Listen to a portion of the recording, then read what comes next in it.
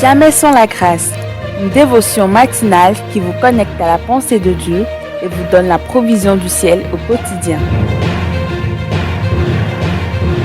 Bonjour chers amis, chers internautes, nouvelle journée, nouvelle provision, bienvenue dans la dévotion de ce matin. Précieux Jésus, nous te confions encore cette dévotion parce que nous parlons de toi et nous avons besoin de ton esprit pour discerner ce qui est vrai, ce qui est parfait, ce qui est de toi. Alors ce matin, couvre-nous, que ce soit moi qui parle, que ce soit les auditeurs qui nous entendent ce matin et je prie que tu fais de cette dévotion une provision pour notre vie de foi. En ton nom précieux Jésus. Amen. Alors, chers amis, chers internautes, hier, nous avions parlé un peu de l'importance de revenir à ce qui est fondamental, soit par la conversion si vous n'êtes pas né de nouveau, ou soit par la repentance si vous êtes déjà né de nouveau. Et ce matin, et dans les jours, les semaines à venir, j'aimerais avoir ensemble un autre passage avec vous. C'est dans Genèse chapitre 15, le verset 1. Genèse chapitre 15, le verset 1. Là où il est écrit: après ces événements, la parole de l'Éternel fut adressée à Abraham dans une vision en ces termes. Sois sans crainte, Abraham, je suis moi-même ton bouclier et ta récompense sera très grande.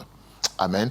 Un beau passage, n'est-ce pas? Un passage qui me nourrit beaucoup depuis un moment, un passage que j'avais eu à partager tout récemment aussi dans ma tournée européenne et c'était vraiment merveilleux. Et ce matin, j'aimerais juste considérer cette expression « après ces événements ».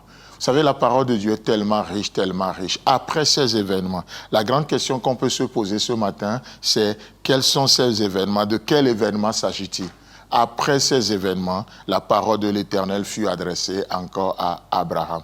Chers frères et sœurs, chers amis, chers internautes, je ne sais pas l'événement que vous avez laissé derrière vous, peut-être des événements qui vous ont disqualifié, des événements qui vous ont montré peut-être que vous n'êtes pas à la hauteur. Je ne sais pas quel type d'événement, quelle nature d'événement vous poursuit encore aujourd'hui alors que vous pensez que vous les avez oubliés. Je ne sais pas quels sont ces événements, peut-être qui vous ont amené au bout de vous-même et vous pensez que ces événements sont une fin en soi. C'est merveilleux de découvrir la grâce extraordinaire de notre Seigneur. Il est dit, après ces événements, l'Éternel s'adressa à Abraham.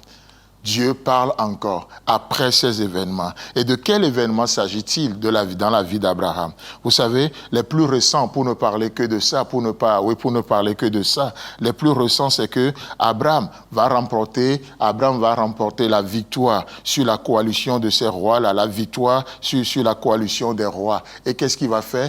Après cela, après 7 ans de victoire, Abraham va passer à un autre événement. Il va rencontrer un homme particulier appelé Melchisédek, à qui Abraham va donner la dîme de tous ses revenus, de son butin.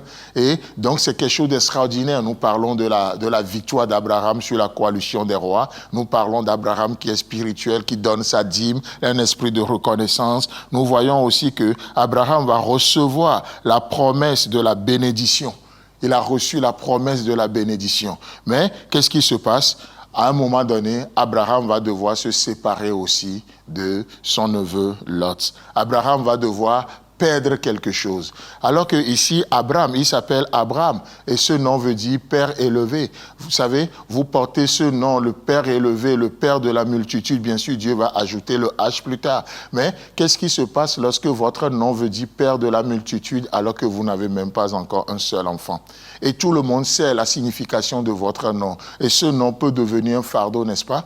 Votre appel parfois peut devenir un fardeau. Lorsque vous vous battez, vous travaillez, vous vous donnez et vous n'avez pas le résultat escompté. Oh, qu'est-ce que ça peut être douloureux. Peut-être pour vous, ce n'est pas un appel spirituel, mais vous travaillez dans une entreprise, dans une société, vous faites tout ce qu'il faut, mais vous avez l'impression que vous êtes perdant. Et ici, Abraham, il a eu des hauts, mais aussi Abraham va avoir des bas. Il va devoir se séparer de son neveu Lot. Ce neveu, Abraham le considérait comme son probable héritier. Mais Dieu va l'amener à se séparer de cela. Imaginez la tristesse, imaginez l'angoisse qui doit être dans le cœur d'Abraham. Vous savez quoi? Notre victoire d'hier ne garantit en rien notre succès d'aujourd'hui ni de demain. C'est chaque jour à la fois. Mais c'est beau de voir qu'après ces événements, quand Dieu dit après, ça veut dire quoi? Ça veut dire que Dieu ouvre une nouvelle page dans nos vies. Et vous savez, qui dit ouvrir une nouvelle page veut dire fermer d'autres. Et Dieu, c'est le Dieu qu'il est. Il ferme des pages dans nos vies et il ouvre d'autres pages. Il ferme des portes pour nous protéger parfois et il ouvre des portes pour nous bénir. Alors que Dieu va fermer une page dans la vie d'Abraham, après ces événements, nous voyons que Dieu ouvre de nouvelles pages et Dieu va s'adresser à Abraham. Chers amis, chers internautes, c'est la même chose pour nous. La Bible nous dit qu'autrefois, nous étions, et maintenant il dit, et maintenant. Oh, nous ne sommes pas loin d'Abraham, n'est-ce pas? Que le Seigneur vous bénisse, qu'il vous fasse du bien. Mais sachez une chose, ce que vous vivez aujourd'hui n'est pas une fin en soi. Que le Seigneur vous bénisse et si Christ a d'avenir, on se retrouve demain.